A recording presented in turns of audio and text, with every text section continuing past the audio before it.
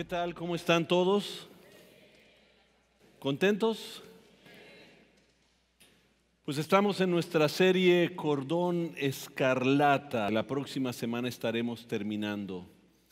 Y hemos estado viendo cómo hay un hilo tejido por toda la Biblia que realmente es la representación de Jesucristo. O sea, si quieres saber de qué se trata el Antiguo Testamento, no es historia, no es nada más principios básicos para la vida. Es un reflejo. De hecho, el Nuevo Testamento dice una sombra de aquello que venía, es Jesucristo. Y hoy continuamos con, la semana pasada estuvieron viendo el Salmo 22 y cómo el Salmo 22 son palabras que él mismo pronuncia en la cruz del Calvario. Y cómo refleja no el salmista David, porque no era cosa que David estaba pasando, era cosa que Jesús pasó. Entonces hoy vamos a estudiar Isaías 53. Entonces, si quieres abrir tu Biblia, si necesitas hojas para apuntes, nada más levanta tu mano para que te puedas llevar las notas. ¿Por qué no empezamos haciendo una oración y pidiendo a Dios que Él abra nuestro corazón para poder entender al máximo lo de hoy? Padre Celestial, eres tan maravilloso, grande, hermoso. Creemos, Señor, sin lugar a duda que tú tienes algo muy especial para nosotros hoy. Ayúdanos a entender el mensaje que esos hombres que iban rumbo a Emaús un día entendieron. Cuando tú les revelaste desde la ley, Moisés, los profetas, todo lo que la Escritura hablaba de ti, Señor. Que nosotros podamos entender eso. En el nombre de Jesucristo. Amén. El Salmo 22 realmente fue como una radiografía, o sea, es la parte emocional interna de lo que está pasando, de lo que Jesús pasó. Isaías 53 viene siendo ahora la radiografía, la fotografía. Ahora lo estamos viendo. En esos dos pasajes tenemos más detalles en cuanto a la crucifixión de Cristo que en los evangelios mismos, en solo esos dos pasajes. Isaías 53 es un relato de Jesús. Y algunas personas pudieran preguntarse, que es una pregunta completamente válida: ¿cómo sabemos que está hablando de Jesús? Puede ser que esté hablando de otra cosa, porque hay gente que a veces toma una cosa y la aplica para otra que no tiene nada que ver con eso, ¿no? Porque entonces, ¿cómo sabemos? Fue la misma pregunta que se hizo un hombre que iba camino a Etiopía. Este etíope venía de Jerusalén, de una fiesta, una representante de la reina de Etiopía. Y curiosamente iba leyendo Isaías 53 cuando de pronto Felipe es transportado a ese lugar y se aparece ahí a un lado mientras él escucha que este hombre lee Isaías 53. Y de pronto le empieza a hacer algunas preguntas importantes. ¿Sabes lo que estás leyendo? Pues ¿cómo voy a saber si no me lo explican? Hechos capítulo 8, versículo 34, y se los voy a leer porque quiero que se mantengan en Isaías 53 porque vamos a leer una gran porción de los pasajes. Dice: el eunuco preguntó a Felipe: dime, ¿habla esta escritura el profeta acerca de sí mismo o de alguien más? Está haciendo la misma pregunta que tú y yo podríamos hacernos. ¿Habla de Jesús o no habla de Jesús? Él está diciendo, ¿habla de Isaías, de él mismo, o habla de alguien más? Entonces, comenzando con esa misma porción de la escritura, Felipe le habló la buena noticia acerca de Jesús. O sea, Felipe empieza a enseñarle a este eunuco que ese pasaje está hablando de Jesús, y se lo empieza a enseñar, lo mismo que Jesús hizo con los hombres que iban camino a Emaús. O sea, empieza a explicarle: oye, esta es una revelación de Jesucristo. Y de hecho, anótalo en tus hojas, por favor. Jesucristo mismo citó Isaías 53 y explicó lo que ahí decían de él.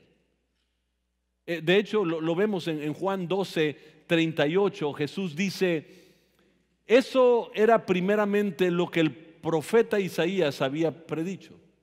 Señor, ¿quién ha creído nuestro mensaje?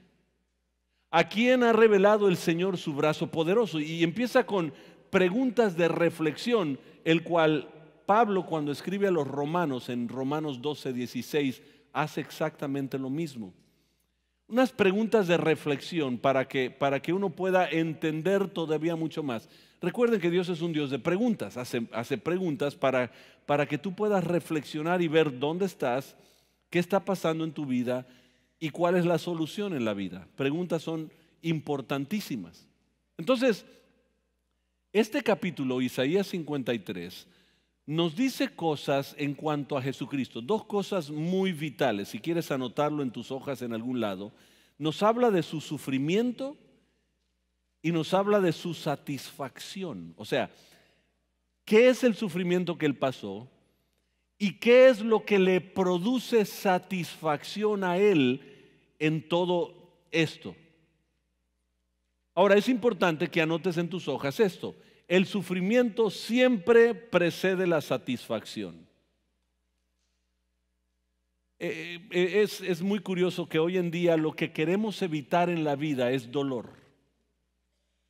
Y yo lo he explicado. Por ejemplo, para tener este cuerpo.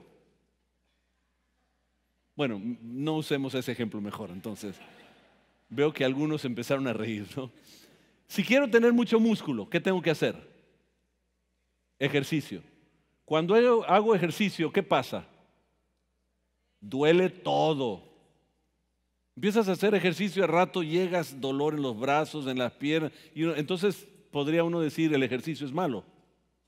No. Porque para recibir beneficios pasas por un proceso de dolor. Es natural el proceso. Por ejemplo, es hermoso tener a hijos, ¿verdad? Bueno, los que tienen adolescentes no tienen que levantar su mano. Yo sé la etapa en que están, ¿no? Pero el proceso que pasa. Pero para tener hijos es hermoso. Pero tiene que pasar un proceso de dolor. No puede existir esta vida si no pasa por el proceso de dolor. Entonces siempre el sufrimiento precede el momento de satisfacción, de gozo. Entonces, empecemos hablando del sufrimiento. Y Isaías comienza con unas preguntas de reflexión. Isaías 53:1 dice, ¿quién ha creído nuestro mensaje? ¿A quién ha revelado el Señor su brazo poderoso? Reflexiones, o sea, ¿quién ha creído? Ahora, la razón que empieza con esas preguntas es para que nosotros analicemos el poder majestuoso de Dios. Porque para el hombre es muy difícil creer en un Dios que tiene que pasar por cosas que nosotros llamaríamos derrota. O sea, ¿cómo puede la gente no comprende, cómo puede ser que un Dios desciende del cielo, se sujeta a una condición humana y en condición humana muere en una cruz derrotado totalmente? Entonces, la humanidad tiene batalla con eso. De hecho, en la humanidad siempre pintaban a los dioses altos, los griegos. Lo colocaban sobre montañas, sobre montes, siempre en lo alto, porque la idea de uno es Dios es un Dios grandote, fuerte, poderoso, jamás puede ser derrotado. Entonces, de hecho, los romanos tenían al dios Júpiter, que entre las nubes lanzaba rayos de arriba hacia abajo. Siempre los dioses, la gente los pintaba arriba. Entonces, comprender que un Dios deja ese trono en el cielo y viene a la tierra, como que no tiene comprensión. O sea, para muchos es difícil comprenderlo. En el campo de la religión no existe el que haya sufrido, y especialmente una muerte de cruz, que es una muerte vergonzosa, difícil. La mente moderna le llama a esto derrotismo, o sea, es es negativo. No puede haber esa negatividad a un Dios que es todopoderoso, que lo sabe todo. Sin embargo, Dios revela al profeta Isaías unas preguntas que ayudan a reflexionar. Espérate. ¿Quién ha creído este mensaje? ¿Y a quién se le ha revelado la mano fuerte, poderosa? Ahora, nosotros podemos comprender por qué, porque si recuerdan, Moisés levantó una vara con una serpiente, y aquellos que miraban esa serpiente sobre esa vara levantada recibían salvación, que era un reflejo, una sombra de aquello que iba a venir. Jesús sobre aquella cruz, y aquellos que miraran esa cruz iban a recibir salvación. Es difícil, a menos que empieces a comprender que hay un hilo, un cordón escarlata tejido por toda la Biblia, revelándonos a nosotros exactamente lo que iba a suceder. Por eso Juan 12:32, anótalo, dice: si fuere levantado de la tierra, a todos atraeré a mí mismo. Entonces, ¿por qué hace esa pregunta de reflexión Isaías? Porque, anota esto en tus hojas, el dolor hace que nos unamos. Es curioso lo que hace el dolor. De hecho, hay ocasiones donde las parejas están separadas, uno viviendo en un lugar, otro viviendo en otro lugar, pero el hijo de ellos sufre un accidente, está en el hospital, y cuando van los dos no están pensando en el problema que tuvieron toda la vida, sino en la solución para su hijo. El dolor tiene una capacidad de unificar al pueblo, a la gente. Te manda tu corazón hacia donde está eso, y por eso Isaías está diciendo: ven, vamos a reflejar en esto, para que entiendas todo lo que el Señor hizo. Está diciendo: aprende, entiende qué tan profundo y tan grande fue aquello que hizo el Señor por ti. El dolor tiene esa tendencia de unirnos. Cuando fue el terremoto, el gran terremoto hace 15 años o 16 años en la Ciudad de México, que fueron 12,000 o 15,000 que murieron, o no sé cuántos, pero ¿qué sucedió? El mundo entero, gente que no se conocía, ahí estaba entre escombros tratando de sacar este último que hubo, gente unida por ver el dolor y la situación que había surgido con otro, se unía. Entonces lo que el profeta está haciendo con esta pregunta es dice: ven, únanse conmigo para que entiendan el propósito, y te hace reflexionar y te lleva nos invita a ese momento, pero te lleva a algo un poquito más. Te lleva a la segunda pregunta, que es: ¿sobre quién se ha manifestado el brazo poderoso del Señor? Y cuando Él está diciendo, esto es lo que sucedió, reflexiona en esto, pero también mira, aquí está el brazo poderoso de Dios. ¿Por qué brazo poderoso? Porque la creación, por ejemplo, fue muy sencilla para Dios. Sea la luz, y fue la luz. Sepárese lo seco de lo mojado. Se separa, tierra seca, los océanos. Sepárese las estrellas de lo demás. O sea, fue muy sencillo, fue palabra dicha, emitida de su voz, y de pronto todo se hace. No hubo trabajo. En cambio, cuando se trata de la redención, escribe esto: la redención le costó la vida de su único hijo. Ahora sí tomó un esfuerzo.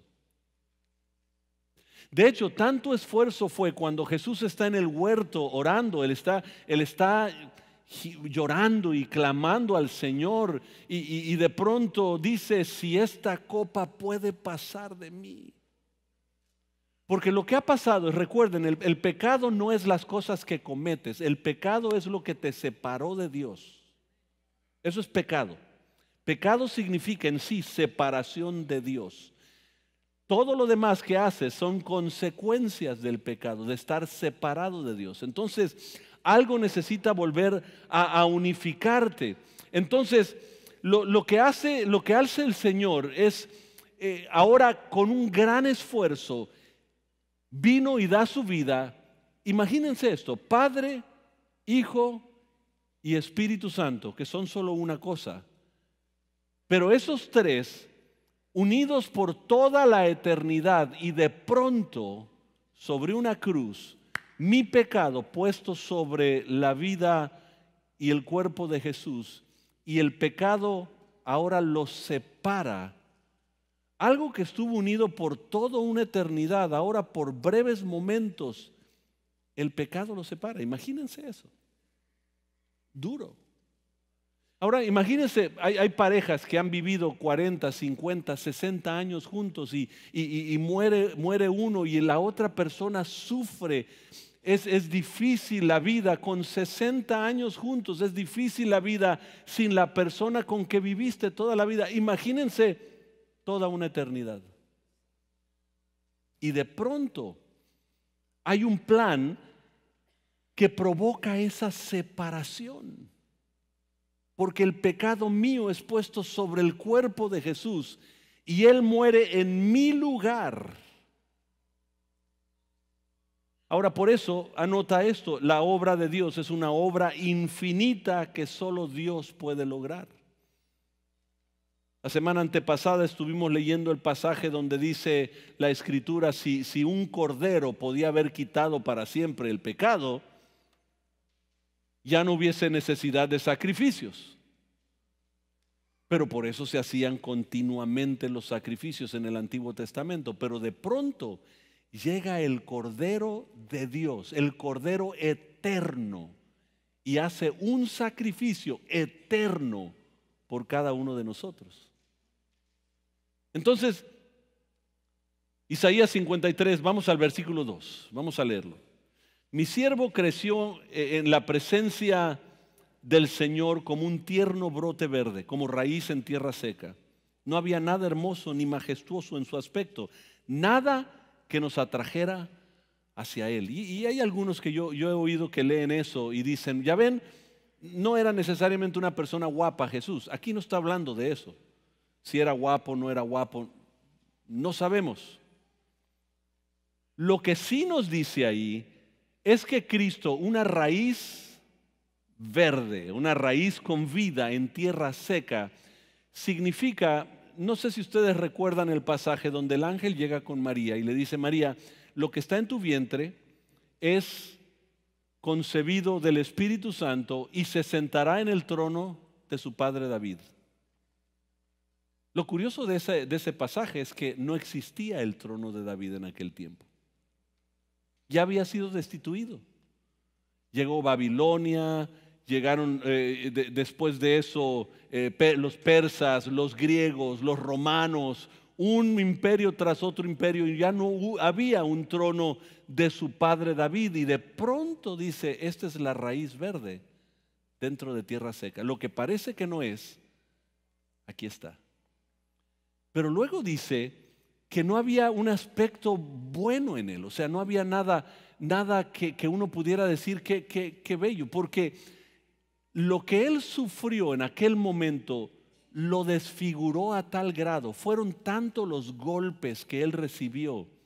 Yo sé que ustedes han visto de pronto una persona que sufre un accidente y los golpes de pronto está bastante desfigurado. Y de hecho eso provoca que algunas personas ni parezcan a la persona que ustedes conocen. Y de hecho por eso en el camino a Emaús iban estos hombres dialogando y de pronto se les acerca Jesús, eran sus discípulos. Y esos discípulos que lo tienen que conocer no reconocían a Jesús. Jesús les empezó a hablar y a lo mejor reconocieron la voz, pero dicen, se voltearon y lo ven y dicen, pero no es otra persona que tiene la voz similar. Y yo sé que ustedes saben eso, porque hay ocasiones donde hay personas que tienen voz similar, pero se ven distintas, ¿no? Por ejemplo, mi hermano y yo, Gamaliel y yo, tenemos una voz, el timbre es muy similar. De hecho, hasta nos parecemos en algunas cosas. Obviamente yo mucho más guapo que él, pero él está en desacuerdo en eso, pero él que sabe.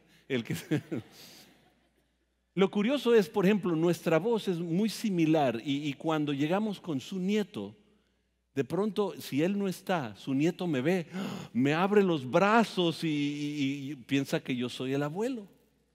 Y yo lo tomo, él usualmente no se va con cualquiera, pero yo lo tomo y yo creo que me empieza a oler y empieza a decir, no, este no huele igual, ¿no? Este huele bien. No huele a viejito. Pero como se da cuenta que no es igual, hay ocasiones donde la voz es similar, pero la apariencia no lo es. Y yo creo que lo que pasaron estos hombres es que de pronto la voz se oía, pero lo demás no era igual. Hasta que el Señor empieza a revelarse a ellos. Quedó tan desfigurado de los golpes. Si ustedes vieron la película La Pasión de Jesús, yo recuerdo que yo vi esa película en Tucson, Arizona, y cuando estoy en el cine, había sollozos de gente viendo, y yo por hora y media o dos horas que vimos esa película, te das cuenta, y algunos expertos, teólogos de la materia, dicen que todavía fue mucho más horrendo lo que pasó Jesús. Entonces aquí dice, no había nada hermoso en su aspecto, nada que nos atrajera hacia Él. Y dice el versículo 4, sin embargo, fueron nuestras debilidades las que Él cargó, fueron nuestros dolores lo que lo agobiaron, y pensamos que sus dificultades eran un castigo de Dios, un castigo por sus propios pecados. Anota esto, el significado de la cruz es que Dios cargó sobre Jesús el pecado de todos. Lo que hacían antes es tomaban un cordero y lo ponían sobre un altar, y el padre de familia tenía que venir y poner su mano sobre la cabeza de esa oveja en lo que mataban. Eso se llama transferencia. El pecado mío era transferido a esa oveja, y esa oveja le tocaba lo que a mí me correspondía, muerte. Entonces el significado de la cruz es que Jesús toma sobre su cuerpo todo esto, pasa todo lo que pasó por mi pecado, y yo llego a la cruz y me identifico con Él, pongo mis manos, o sea, acepto, y hay una transferencia del pecado mío al cuerpo de Él, y Él muere en mi lugar. Anota esto, Jesús llegó a ser el sacrificio por el pecado del mundo. Dios hizo que su alma fuera una ofrenda por el pecado. De hecho, 2 Corintios 5:21 nos dice en la Nueva Traducción Viviente, dice, pues Dios hizo que Cristo, quien nunca pecó, fuera la ofrenda por nuestro pecado, para que nosotros pudiéramos estar en relación correcta con Dios por medio de Cristo. Lo interesante es, la Reina Valera usa un término mucho más fuerte. Dice, lo hizo pecado para tomar mi lugar. Wow. Ahora, si tú dices, bueno, es que mi ofensa no es tan grande, o sea, no hay cual. O sea, yo creo que Dios no va a castigar a todo mundo y todo eso. Si tú no sabes si Dios odia el pecado, nada más recuerda la cruz. El pecado de la humanidad sobre un cuerpo, ¿y qué sucedió? Murió. Porque Dios detesta el pecado. Anhela que nosotros tengamos una relación correcta con Él. Y a veces nosotros pensamos que vamos a escapar porque, pues, ¿cómo puede Dios hacer eso? Bueno, es que odia el pecado. Y Él quiere que el pecado muera. Si el pecado sigue morando en ti, entonces las consecuencias tienen que ser obvias. Entonces la cruz se convierte en mi altar de sacrificio, donde yo me identifico. Noten lo que dice Isaías 53, el versículo 5. Dice, pero Él fue traspasado por nuestras rebeliones, aplastado por nuestros pecados, fue golpeado para que nosotros estuviéramos en paz, fue azotado para que pudiéramos ser sanados. Todos nosotros nos hemos extraviado como ovejas, hemos dejado los caminos de Dios para seguir los nuestros. Sin embargo, el Señor puso sobre Él los pecados de todos nosotros. Él está ocupando nuestro lugar. Eso en la Biblia se llama sustituto. Anota eso en tus hojas. El sustituto que el amor de Dios provee para nosotros poder obtener la salvación. Toma el lugar. Él tomó nuestro lugar. Hablemos rápidamente en los minutos que me quedan sobre la satisfacción que Él siente sobre eso. Tú dices, bueno, qué horrendo todo lo que pasó. Pero hay una satisfacción en Él. Dice, fueron nuestras debilidades que Él cargó, fueron nuestros dolores que lo agobiaron. O sea, anota esto, es importante que tú lo entiendas. Jesús estaba completamente determinado a la misión que tenía que realizar aquí en la tierra. Él en el huerto estaba clamando al Señor, a su Padre, y dice, Padre, si esta copa puede pasar de mí, que pase. Pero termina diciendo, pero no sea hecha mi voluntad, sino la tuya. Hebreos 12, versículo 2, y ahorita regresamos a Isaías. Hebreos 12, 2 dice, debido al gozo que le esperaba, Jesús soportó la cruz, sin importarle la vergüenza que ésta representaba. O sea, él estaba enfocado en el objetivo de redimirte a ti. Miren cómo está la humanidad. Cada quien quiere creer como quiere. Cada quien quiere tener la religión que quiere hacer con ella lo que quiere. Estamos cada día de mal en peor. No está mejorando la vida, porque hemos decidido alejarnos de Dios. Y el Señor lo que quiere es regresarnos. Y el plan de Él era gozo por el fin que Él quería lograr en nosotros, redimirnos, traernos una vez más a Él. Amados, eso no es religión, es regresar a una relación correcta con Dios. Pero versículo 11 en Isaías 53, noten versículo 11. Cuando vea todo lo que se logró mediante la angustia, mediante todo ese dolor, dice, quedará satisfecho. Y a causa de lo que sufrió mi siervo justo, hará posible que muchos sean contados entre los justos, porque Él cargará con todos los pecados de ellos. O sea, Él queda satisfecho por lo que logró. Y ahora, amados, yo soy justo, no porque Fermín tiene nada bueno, sino porque todo lo bueno en él me lo traspasa a mí. O sea, Él tomó el infierno mío. Él tomó el infierno mío para que yo ahora pudiera recibir el cielo de Él. Viene a esta tierra para que yo pueda ir al cielo. Todo lo hizo por eso.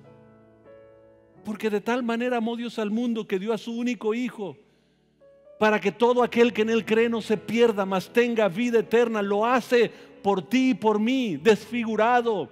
Todo lo que hizo, todos los dioses quieren estar arriba, pero el Dios verdadero decidió dejar su trono y venir a esta tierra a redimirte a ti porque te amó.